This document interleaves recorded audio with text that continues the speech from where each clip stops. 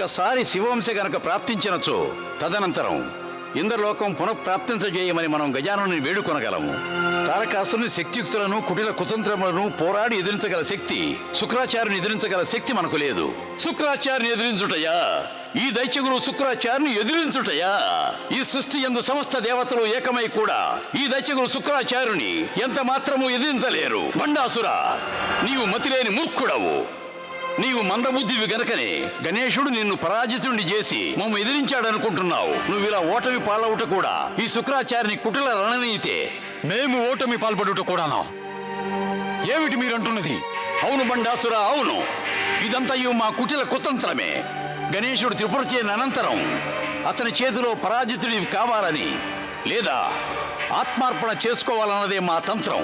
ఆత్మార్పణ గురుదేవా? అవును సంగరకాసురా. గణేశుడు త్రిపుర చేరిన అనంతరం నేను అనుకున్నది, మన బండాసురుడు అతని అసుర సేనా వాహిని గణేశునితో యుద్ధమున పోరాడి మృత్యువాత పడటం మాకిష్టము లేదు. ఎందుకనినా మా సరికొత్త రణనీతి అనుసారము బండాసురుడు ఇంకా బీభత్స ప్రళయం సృష్టించవలసి ఉంది. గురుదేవా, మీ సరికొత్త రణనీతి అనుసారము కైలాసంపై మళ్లీ మమ్ము దాడి చేయమందురా ఏమి? శీఘ్రాతి శీఘ్రముగా వివరించండి. మాలో ఉత్సుకత ఉప్పొంగు తరంగమగుచున్నది. సంగరకాసురా, నీలోని ఉప్పొంగు ఈ ఉత్సుకతలే నీలోని బలహీనత. నీలో ఉండు ఈ బలహీనతే మూర్ఖంగా బలపడి నీలో కోపావేశమే జనించును. కానీ గురుదేవా, మీ సరికొత్త రణనీతి అనుసారము మేము కైలాసంపై మళ్లీ దాడి చేయవలనన్నా అది ఎన్నటికీ సంభవం కాదు. ఆ త్రినేత్రధారుడు తన ప్రళయ తాండవముతో ముల్లోకాలను ప్రకంపింపజేయు మహాదేవుని ఎదురుకు వీళ్ళు సాహసం మేము చేయలేము. సంగరకాసురా, నీ వ్యవహార శైలి చూసి మేము సిగ్గుపడుతున్నాం. త్రిలోక విజయుడు దైత్య సామ్రాట్ తారకాసురుడి పుత్రుడు అయ్యుండి కూడా మృత్యుభయం చేత భీతులుచున్నావా? దైత్య సామ్రాట్టుని పుత్రుడు అయిన నీవు, త్రిలోకములను వణికించిన నీవు, అటువంటి నీవు మృత్యుభయం చేత వణుకుచున్నావా? నీవు ఈ దైత్యగురు శుక్రాచార్యుని అవమానించుచున్నావు సంగరకాసురా. సంగరకాసురా, నీవు ఒక విషయం మర్చిపోయావా ఏమి? ఒకనాడు నిన్ను గణేశుడు వధించినప్పుడు ఆనాడు మేము నిన్ను మా సంజీవిని విద్య ద్వారా పునర్జీవింపజేశాం. మమ్ము క్షమించండి గురుదేవా, తమరు మమ్ము క్షమించండి.